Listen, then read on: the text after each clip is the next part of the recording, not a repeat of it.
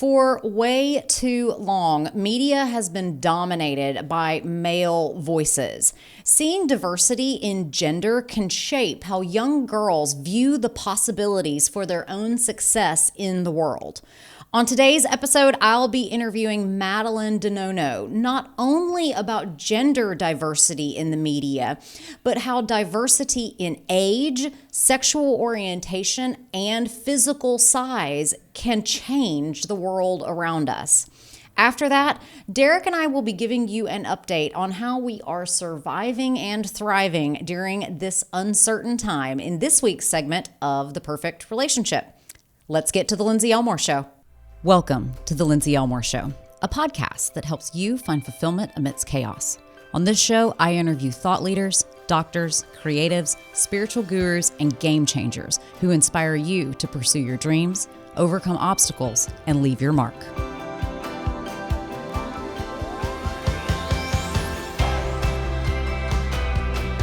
Media surrounds our everyday life, and increasingly, almost every moment of every day.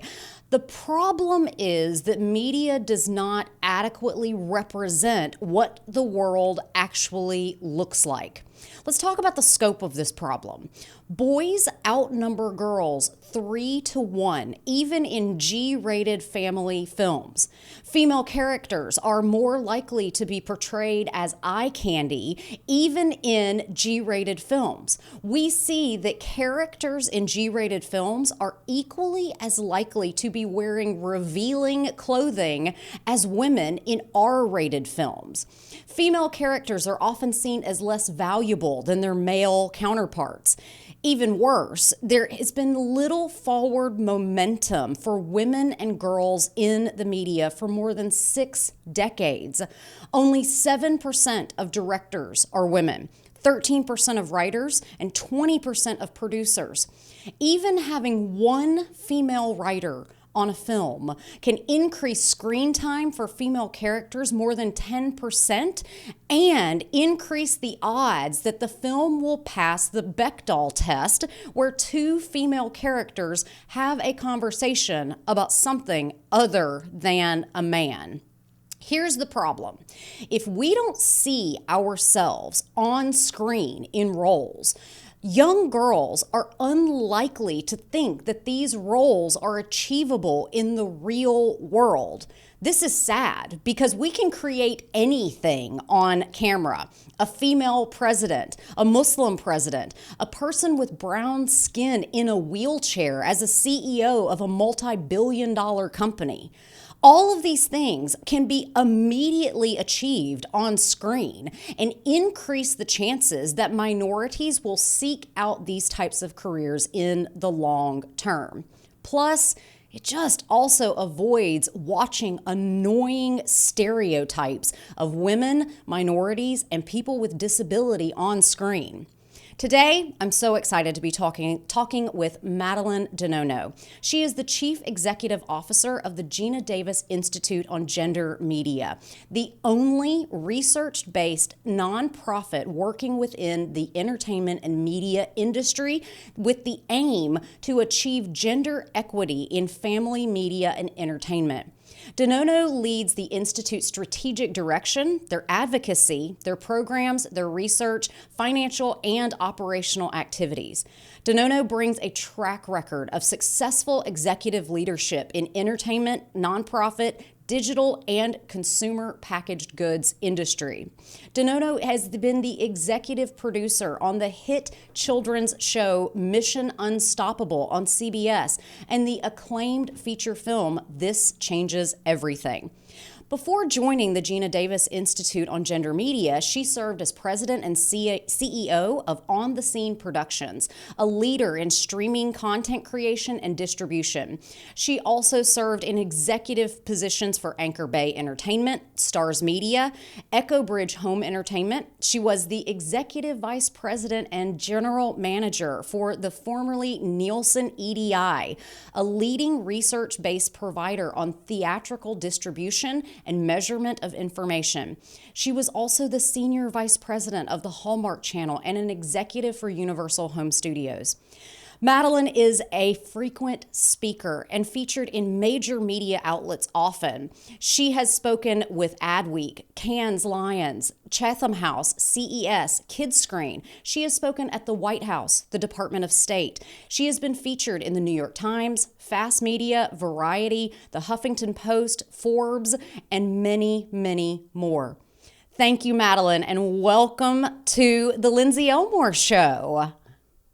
Lindsey, it's such a privilege to be here with you and to see you virtually. I am so excited to talk to you today because this has been on my radar for a long time, that women don't get a fair shake in media.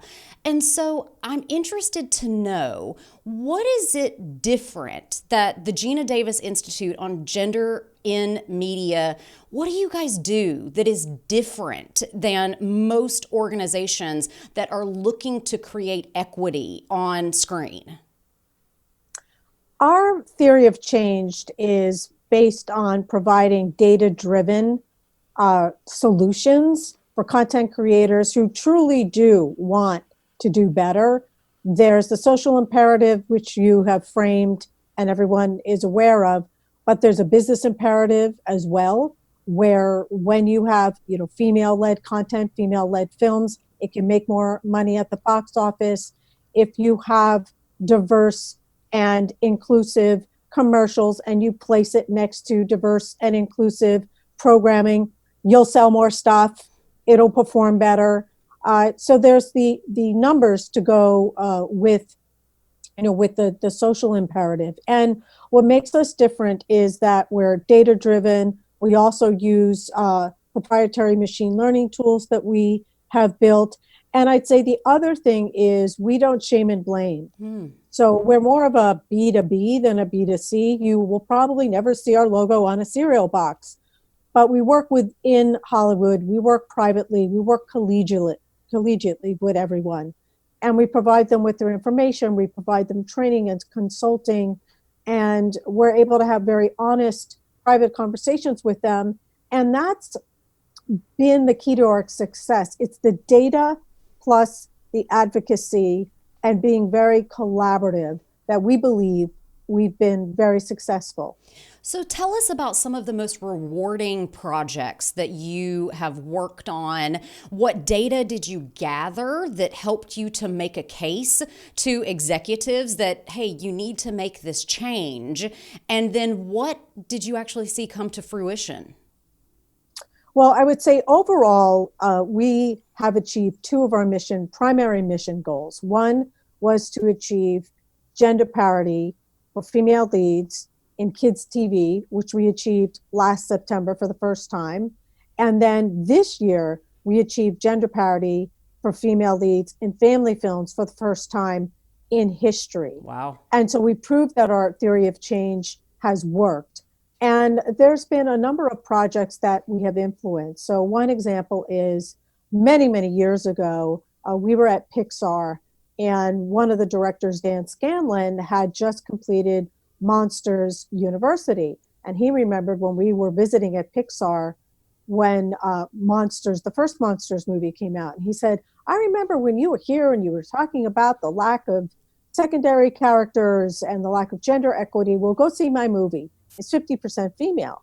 And what he did is, because it was a college campus, there was an abundance of female characters throughout. And when we did a little side-by-side analysis, I think the female characters went up 400% from the first movie to the second movie. So it's easy to do. It's fiction. It's made up. And it's the lowest hanging fruit that we have when you think about all of us trying to advocate for gender equity. So why is it so critically important to see equal representation in the media? What does this change in the broader scope?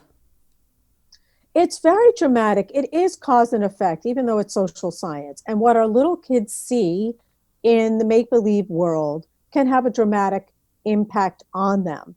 One of the really fun projects we had to work on a few years ago was for 20th Century Fox, and it was for the X-Files. And there was this Scully effect story, and they wanted to validate it.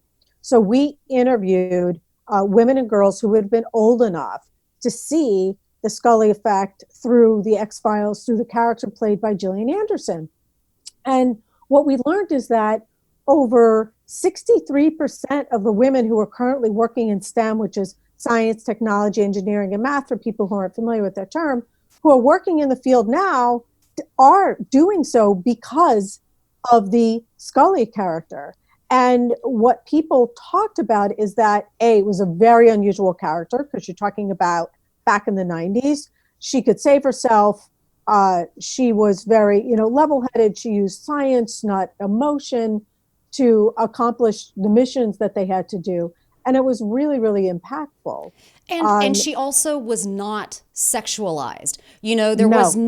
was no between her and David Duchovny. It was never like, oh my gosh, are they gonna hook up or not? It was always, she was respected for her brain, and it was never about what did she look like. And yeah, I totally remember that, and I've never heard of the Scully effect. But okay, so women who were working in STEM grew up watching her. Exactly. They were highly influenced by her. And that also played out. We have the privilege of working with the Lyda Hill Foundation, and they're very focused on science changing the world and advocating for female scientists in a variety of ways. And we did a very comprehensive STEM study where we looked at what's keeping girls out of STEM, as well as their influences in media. And once again, they named even Doc McStuffins. They named, Grey's Anatomy. They named many, many, many shows and movies that have influenced them, or at least given them a glimpse into possibilities. So it's really about inspiration and aspiration. And what we see, in our media can greatly inspire us. And I'll give you another example. We had the privilege of working with J. Walter Thompson on a big survey, and we essentially interviewed 10,000 women across 9 countries. And we said to them, how have you been inspired by a fictional character that you've seen in TV and film? And they said, 12% of them said, I decided to be more ambitious. I decided to take up a sport. And what was one of the more dramatic statistics was 22% said, I decided to leave an abusive relationship. Wow. All because of a fictional portrayal. That's very dramatic. Yes, absolutely. Because if women can't see that they have choices in the world, and, if they have those limiting beliefs and they say, I've never seen a strong female lead character, and even more, like, I've never seen a strong female Asian character, I've never seen a strong female Black character, it creates that mindset that growth is not possible, and that's simply not true. So I'm curious, you worked in media, you were hanging with the big boys for a long time, and yet here you are as the CEO of a nonprofit organization. This has to be something that you are personally passionate about. Why is it so important to you personally to help transform media? Well, when I was growing up, I was always looking for not only mentors, but here's a crazy story, a very honest story. I used to read the obituaries. I was obsessed with reading the obituaries because I wanted to know about unsung heroines. And every time I read something interesting about a woman who could have been from the 19th century or 20th century who did something unique, an entrepreneur, I would just clip it and put it in a file. I was very hungry to see who were the women who came before me and try to study their pathways. And it was just how I decided and learned on what I wanted to do, because I didn't have a lot of people in my world that I could learn from. I was very fortunate. Both my parents worked. They were, accomplished, and that was a great inspiration for me. But beyond that, I was the first person to go to college in my family. So So learning about how influential the media can be. So for me, I'm going to really age myself now. It was the original Avengers. It was, that girl, seeing Marlo Thomas as this career woman. She wasn't looking to get married. She was living on her own. She was in New York City. I mean, this really inspired me. And so we take a lot of our cues from the fictional worlds and then bring them into the real world. So it's very important. Yeah, I agree. I mean, I remember growing up seeing women on TV, and I didn't really think much of it, but looking back and watching reruns of the Mary Tyler Moore Show and realizing how profound it was that she was just living her life. She was just living a life, working a job, had a best friend, had her own apartment, and it wasn't about how do I get the man. And that is so critically important, that women are portrayed in ways that it's not just about the romantic pursuit. And so that is fascinating. It reminds me of when I first read about Clara Barton, and I was like, dang, that woman had some grit. She had some tenacity, and I want to be more like that. How can I be that pioneer that women who came before me have they've laid the path, and it's my job to walk it and then to keep going further. So, okay, we really haven't seen a lot of progress on this topic in decades. Why do you think now is the time that we can actually create this change? Well, we've been at it since 2004, and it took quite a few years for Geena to raise funds and for us to be able to start to do research and use a data-driven approach and circulate it and socialize it. And so we've been able to see a great amount of success in a short period of time when you talk about culture change. We've started in about 2004, and in the last year, we've been able to hit two of our primary mission goals in terms of female lead characters. Not the entirety of all the cast members. It's still about 2-to-1 when it comes to secondary and minor characters, but at least with lead characters, we've seen that change. So we have seen a lot of progress because it's easy to do. Anybody can do it, and it's the make-believe, and it's unconscious bias. We all have it, men, women, or however you identify yourself. It's when you look at what's happening behind the camera, and there's a lot of great organizations that are really working on that, Women in Film and all the guilds and the PGA and all of those organizations are really working on that. That's conscious bias. So, and that's people have known those numbers, I'd say, since the 20th century, how glacial those are. But when it comes to on screen, there's a great opportunity for anyone who's writing or in a business decision to say, hey, let's put a lens on that. Let's take a look at that material. Which characters could be a person of color, or someone who is part of the LGBTQ plus community, or someone with disabilities, or hey, how about an older person? How about 50 plus? How about that? That's a novel idea. Well, what about body types? What kind of body types? And so we're starting to see movement. Very little movement when it comes to the LGBTQ community, the disabilities community, the body type community, the age, community. But we're seeing a lot of movement on the gender and actually on the race, where we continue to see on the people of color side, those numbers moving upward. So we are seeing progress, but it takes time. And I will say that with the proliferation of streaming platforms, there's thousands and thousands and thousands of hours of programming that we're all consuming on the streaming platforms. And they can move a lot faster than film. And I'd say the storytellers that can move the fastest of them all is our advertising community. I mean, that's really, when you think about the grandfather, the grandmother of storytelling, it's our really short form stories that are told in advertisement.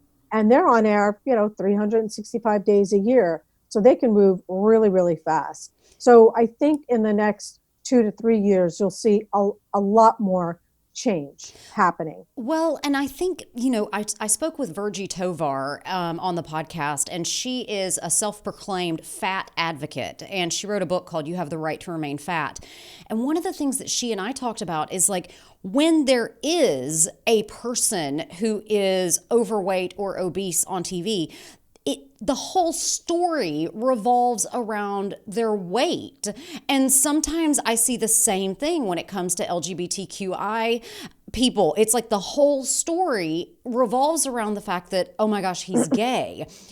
When really it needs to be about, how do we explore this person's genuine humanity on screen and not break people down to just, oh, this is a woman who is over 50 years old. It needs to be about, how do we explore the humanity of this woman? And I think that shows like the Jane Fonda, Lily Tomlin show did it so well about like, yeah, they're older women, but they still have like genuine personality that is irrespective of their age. And that, I think, is a profound shift that has been happening, is like really seeing people as people and not just as the character who happens to be overweight or black or whatever their minority trait is. Have you guys worked on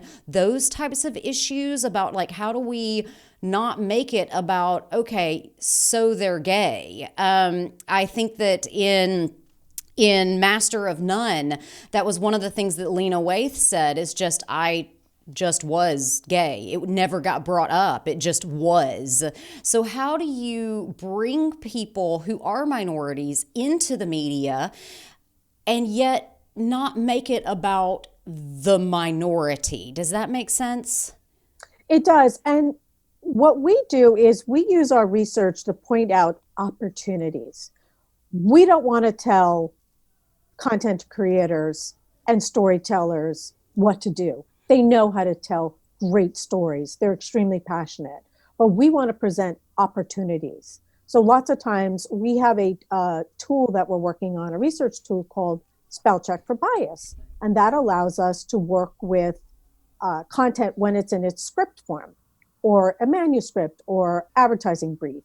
And we can clearly break the script down and provide them with opportunities. So we could say to them, look, you've got 25 characters that are speaking 7+ lines of dialogue. And right now, based on how they're described in your source material, you don't have any people of color. You don't have any people who are implicitly, LGBTQ or disabilities, or et cetera. These are opportunities for you to think about those characters and those character arcs, because they're a banker, they're a teacher, it could be anything. It could be of, any type of gender. And then we know that then they can take it from there. They can figure out, well, what story can belong to those characters, but not make it about that identity. And for us, there are 6 identities that we look at in all of our research. It's gender, it's race, it's LGBTQ+, it's disabilities, and the 2 new dimensions, which our research lead, Dr. Caroline Heldman, wanted to focus on this year, is 50+ and body type. Because, as you had mentioned, but in the United States, 40% of our US population fall into a larger body type, which means, so for example, if a female is 5'4", she weighs around 169 pounds. That's 40% of our population. So it is important to show an abundance of shapes and sizes and colors of the rainbows in our content. Absolutely. So what do you think listeners can do if, this may be the first time somebody's ever even thought about this as being a problem, and we're raising children these days with the typical fairy tales where the princess gets the guy. And so what can listeners do in their daily lives that can help to turn this tide and really create more parity? It depends. Everyone has a voice. So for example, for parents or caretakers of young children, watch what they're watching with them. And we don't believe in censorship, but use it as an opportunity. If you see something happening, could that girl have been the head of the bowling team? Or, why is she dressed that way if she's about to climb up a ladder, et cetera, et cetera. Yes. There's, type of thing. And there's nothing wrong with romance. There's nothing wrong with pink. There's nothing wrong with princess.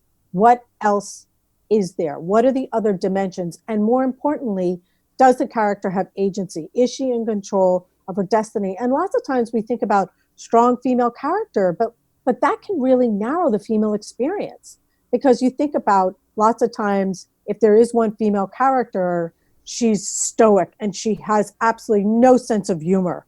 That really narrows it. I mean, we're flawed, and we need to see all aspects, of our character. So if you're a parent, I would say watch what your kids are watching. If you're someone who's making business decisions and hiring, I would pay close attention to how you write those job descriptions. There are a lot of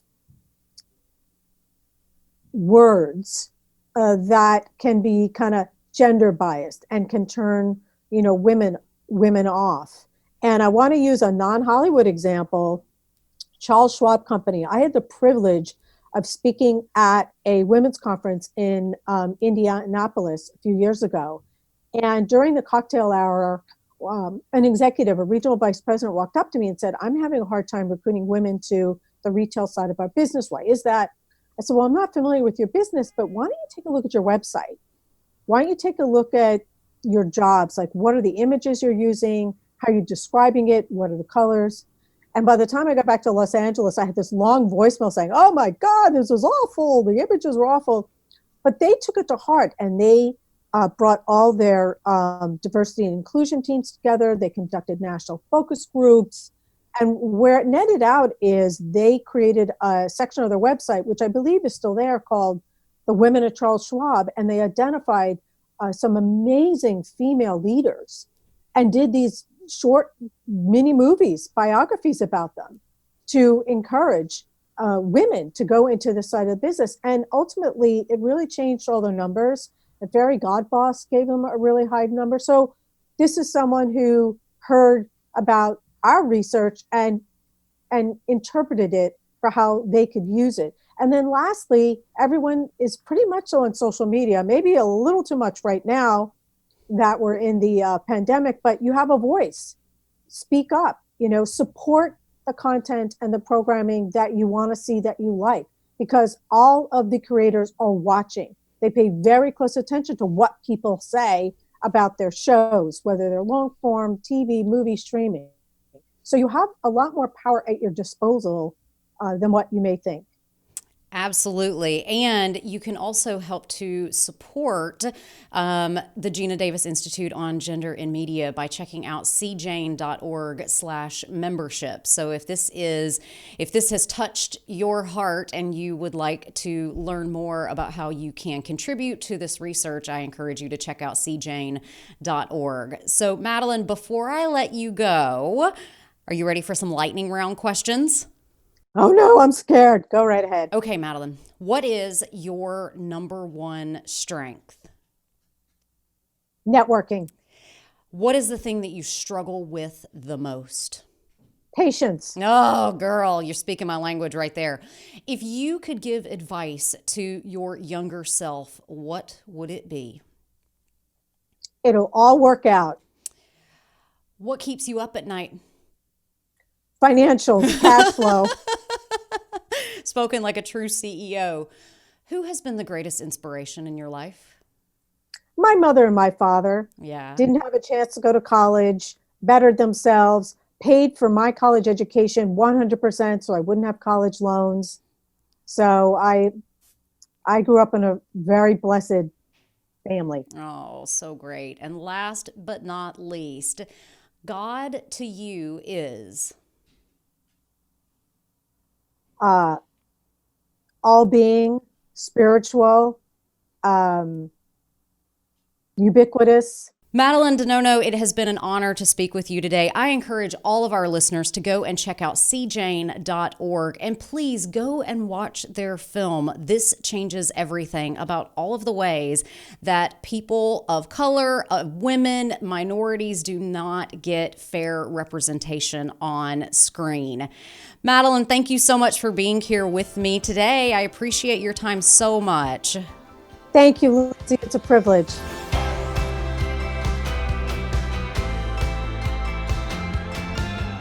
Do you have big dreams but are unsure how to put them into action? Brand Strategies Lab is the place to turn your ideas into the nuts and bolts that you need to create, revitalize, or expand your brand. It is an online business training course that helps you decide who you are, what you sell, and who will buy it. It is hosted on a brand new social media platform called Channels. If you love Marco Polo, video chatting with your friends, or Snapchat, then you will absolutely love Channels. I created Brand Strategies Lab following more than 10 years of business coaching, mentorship, reading, and personal growth. Find out more and be the first to access this new training at www.lindseyelmore.com/BSL. That's www.lindseyelmore.com/BSL. Hey everybody, and welcome back to The Perfect Relationship with me, Andy. Today we're going to be talking about all of the time we've been spending together. It's been a lot of it. Derek, what has been your favorite part of being stuck in the house with me non-stop? I mean, when this all started, when they shut down New York City, middle of March, I was all for it. I was like, quarantine, I can do this, man. I need some time off. I could totally do this. I would say a month. Luckily, here's the thing. We have like a nice size apartment. So you have your office, I have my office. And we have our individual projects. So the first month and a half was solid. You know, you were getting some work done. I was getting some writing done. It was good. And then I would say, like we're 2 months into it, I would say the last, I don't know, half month, like 2 weeks, it's been a little, I don't know, we need to, I personally need to be outdoors. I need to be doing some hiking, running. I need to be a lot more active. So that's, for me, that's what's going on. Your emotions are up and down. And as they are all of the time, but this is pretty pronounced. You know? Yeah, because it's always something like, you know, like you're a strong-minded individual, and when you see something that you feel is not right, you voice it. And I'm always the one around, and I'm like, well, okay, how can we how can we deal with this without being upset and stressing out? Yeah, so I am not only a strong individual with very strong opinions about life in general, but I'm also incredibly sensitive. And so, like, when I think that people are being put at risk for reasons that I'm like, that doesn't make sense, people, it like really, really hurts me. And it also, like, yesterday we went for a really long walk because we just had to get out. We had to get out of the apartment. And we walked all the way to Times Square and back. And that was really hard on me because from Harlem, it was a long walk. We walked through Central Park. We hit an area that both of us haven't hit. Like, Central Park is huge. So we got, we on purpose got lost in some areas that were really nice. And there weren't a lot of people, which I thought was cool because normally Central Park is packed. But just going through that and then hitting Times Square, we knew it was going to be empty and strange, but we didn't realize, I know I didn't personally realize how it was going to hit me being a New Yorker and avoiding Times Square because it's so packed. We walked right in there and we could count how many people were in Times Square. It was like a parallel universe. Like, I stood in the middle of 42nd Street for a solid 90 seconds, and not a car drove by. And that was really weird, because normally it's bumper to bumper traffic at 42nd Street and 8th Avenue. Yeah. So, yeah, I think that has been one of my favorite parts about being quarantined. What's that? Is all the new places in Central Park that we have discovered, because Central Park is like the only place that we can really go. And we have just walked together and been like, oh, wow, we've never seen this. Oh, wow, we've never seen that. And so it's really given me a better perspective as a New Yorker about what Central Park is and what a huge blessing it is to have it. So you didn't answer my question, though. What's that? What's been your favorite part of being quarantined? Oh, okay. I've been a lot more productive as far as writing and focusing on, because this year was going to be, for me, my book came out a few months ago, and it was going to be a book tour. So I was going to travel through like the Appalachian Trail, like the small towns where I went to visit when I was through hiking. And I was going to do, talks and hiker events. And that was going to be my year. I was excited. I was going to reconnect with people. And then this happened, and it's gone. My book tour is gone. But then as quickly as that was gone, all of a sudden it changed to now it's a virtual book club where we're doing, or a book tour, where I'm doing book clubs. People are doing their book clubs. They're inviting me. I'm joining them. We're talking about the outdoors and what we plan to do when this is all done, and then about my book.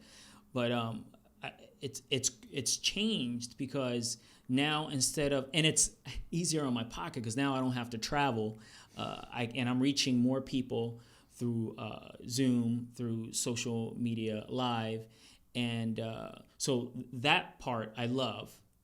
And also I'm able to, I just finished an article for a magazine, so I'm doing some writing there, blogging, started on my new writing project. So I think I've gotten a lot more productive, caught up with my readings. Same with you. You caught up with your reading. And I don't know, I just feel like I'm taking advantage of a bad situation. And I feel like you haven't missed a beat. I feel like you've just, you're a hard worker, and I feel like you weren't even going to let this slow you down. And you just, every day, just... Well, I mean, I kind of didn't have a choice. I mean, number one, I felt like really... not to cut you off, I felt like you actually had to step up your game. I did. I had to, because people were looking to me for advice. And then I also quickly realized how polarizing this issue is, and that really weighed on me, because when all of this first started and all these lockdowns, I immediately was like, no, that ain't normal. This is not normal. That we don't need to be doing this. Like, what? And I heard back from people like, I am sick, I am elderly, I am, I have rheumatoid arthritis, I have inflammatory diseases, whatever, and you are being insensitive to me. And so that was really hard on me. It was hard on me to try to toe that line of me knowing in my heart of hearts that closing schools is detrimental to children's education, especially poor, underprivileged children. And I knew in my heart of hearts that I trusted my immune system. I also knew that I was not really around vulnerable populations. And I also had just this really distinct knowing that whatever this is that is going around, that we had been exposed to it. Because they're saying that it's likely that the virus was in New York as you early, mean you and I? Yeah, you and I had been exposed to it, and so because they're saying that the virus was in New York probably last November. Yeah, November, December. November, December. Well, 3 days before the lockdown, I went to a Broadway show, I went to a restaurant, I was in Times Square. I walked like 6 miles around the city, like literally days before things got locked down. And then we just knew so many people that were sick with like these weird symptoms and then got better. And we just kept hearing those stories. Yeah, it was just a normal flu season, and it was nothing where at first, before we found out exactly what was going on, but it just felt like a regular flu season. No one was really, dying. People were just getting sick and then recovering. And then it was also one of the things that's been really challenging for me during this whole time is we don't watch the news. Like, I listen to the news for like 10 minutes every morning. Derek fell in love with the news. Well, look, I need to explain. So being the hot spot of this virus in New York City, I wanted to be informed because it was going to change like everything for me. So I would turn on the news. I would have CNN on, and just to stay updated. And I felt like the first few weeks, it was always something. They were closing down the playgrounds because people weren't respecting the whole social distancing. So they were shutting stuff down that they didn't have shut down. So I wanted to know what was going on. Can I actually walk through Central Park now? And so I did have the news on, which I've never listened to the news before. I'll listen to NPR, what is it? The app. Up first. Yeah. Or the NPR One app. Yeah. Yeah. But then I felt like I wanted to just listen to the news. So then I got caught up with the Cuomos, the governor and the news anchor, his brother. And I don't know. It's just whenever they communicated with each other, I found it hilarious because because the brotherly banter and stuff, but they drew me in, and I just found myself just sitting there and watching the news, where at one point I was like, this is not healthy for me. Like, I would watch the news, and afterwards I would not be feeling good about anything. Yeah. So eventually I had to tone that down because I was feeling. Although I knew I wasn't sick, I was feeling sick after watching the news. Well, words have power. And so words have the ability to, I believe, skew our immune system and skew our thyroid and skew our everything. Words have power. And so I think most of our listeners out there, we have the knowing that our body is meant to be well. Our body is designed to be well. And I also just was like, hey guys, we've been living with coronaviruses for years and years and years and years and years and years and years and years. And even if this is a novel virus, the assumption that our immune system does not know how to respond to that is absurd. And so I really struggled. And then everybody under the sun is sending me their like conspiracy theories over here, their conspiracy theories over there, asking my opinions. Like, Lindsey, what do you think of these?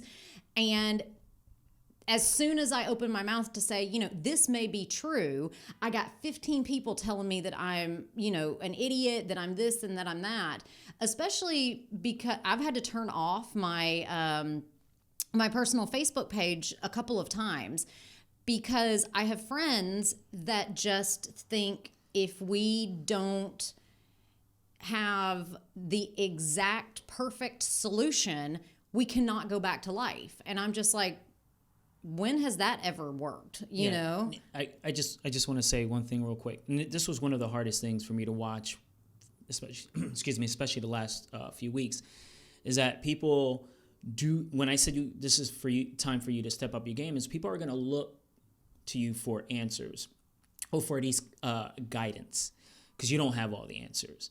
But when you do, I feel like you have a responsibility to show people, like, give them options and explain to them certain situations.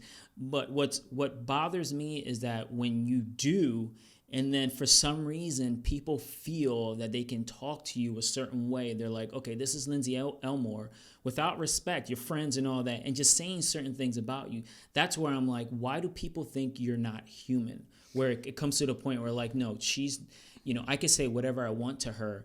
And ask for your opinion, ask for your help. And then when you give it to them and they don't like it, then all of a sudden people get little crazy. That's the one thing when you ask me like what I like, what's going on now. The one thing I don't like is that whole situation where you're trying your hardest. I see you work. Trust me, people. I watch her work every day. You are the hardest working person I know. And you are doing this for everyone. You're not doing this just for yourself. You're doing this because you care about other people. And when you voice this, you're doing it for the betterment of humanity. Honestly, it might sound cheesy, but it's the truth. So when I see you trying your hardest and then people knock you down like that, oh man, it's just like, and then you come to me and you're hurt because you're human, right? And you're hurt, and I'm holding back like these feelings of anger, and then I try to like joke around with you and make you feel better, but deep down inside, I'm like, oh, people, come on, man, where's the respect? Yeah, she's doing this for you. It's been really tough because part of what has made this whole time so hard on everyone is the lack of knowledge and like the confusing presentation on the news. The news couldn't get their act together and everybody's saying different things. Even, the president is disagreeing with experts. The experts are disagreeing with each other. The CDC recommends one thing. The World Health Organization recommends another thing. And now my emotion is like, okay, guys, we did this. Like, we have legit at this point been basically inside of our apartment. I have had stretches where I did not leave the apartment for 6 or 7 days at a time. And I'm like, okay, we've done it. Amazing. Great work. We did not overwhelm our healthcare system. And in New York, I think that the news made it sound like New York was like a war zone. But like for us, we were like, no, we walked past that field hospital in Central Park. Empty.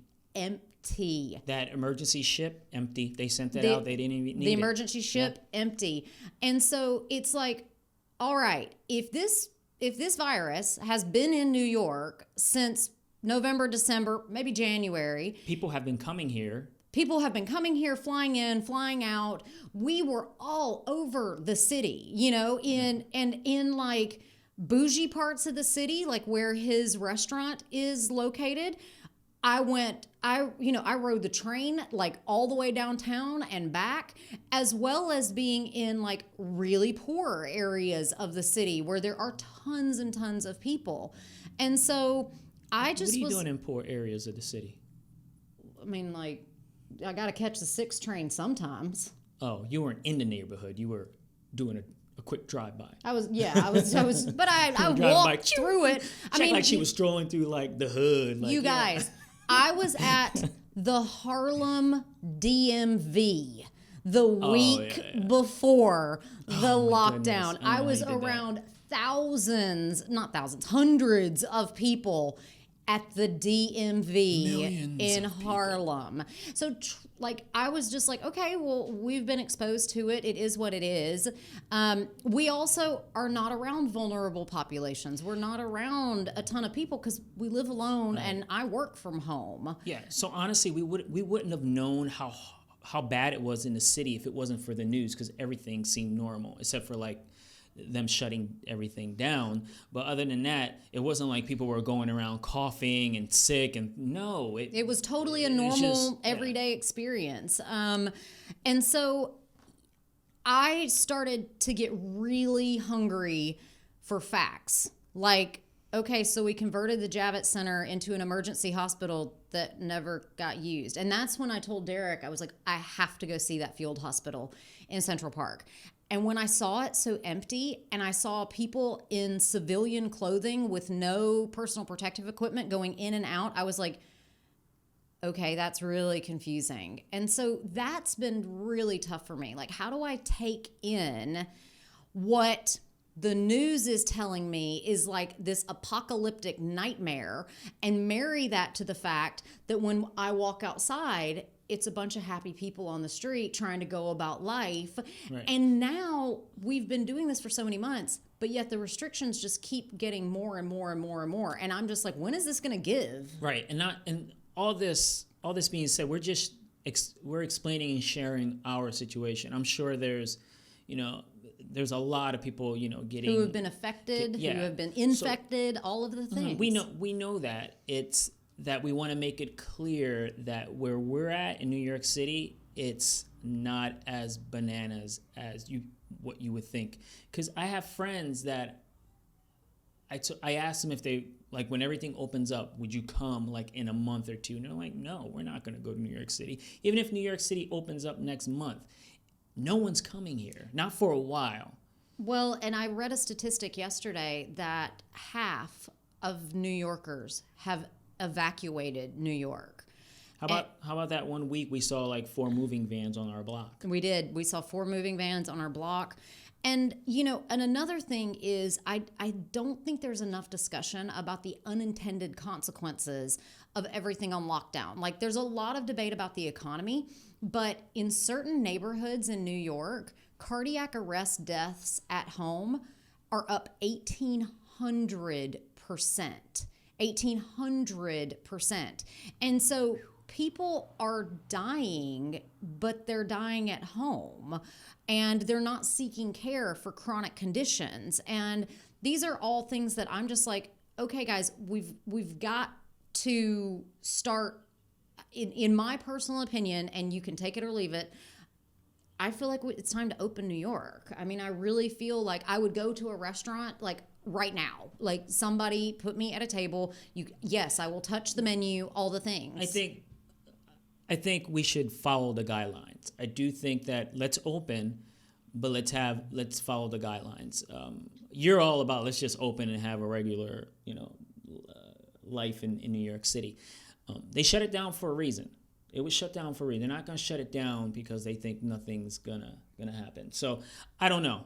I'm mixed about it. I just follow what, like, if they want us to wear a mask, I'll wear a mask. I know you're like more of like, look, we don't, I don't want to speak for you, but what I've seen is that you just want it to be, the best of my research, masks are generally ineffective. Right, but here's a point also, is that I'll have the mask, and if I'm outside and not near people, I'll just have it around my neck. Now, if I go to the post office or the grocery store and they want me to have it on, I'll put it on. Also, not having it, and say NYPD comes up to me and they're like, "Where's the mask?" Now, and there's a difference, and I don't want to get into this, but there's a difference between me not having a mask and you not having a mask. And I don't want to go into details, but you know what I'm saying. You can look at us and tell. Yeah. And if you know us, like, if this is a podcast, they're not going to be able, but if they know us, they know, Right. Well, and there's a reason that the statistics on arrests and hassling based on race have not been released in New York, And so I agree with Derek on one thing. And I agree, my colleague said this too. If it makes us comfortable to go outside for everyone to be wearing a mask, okay.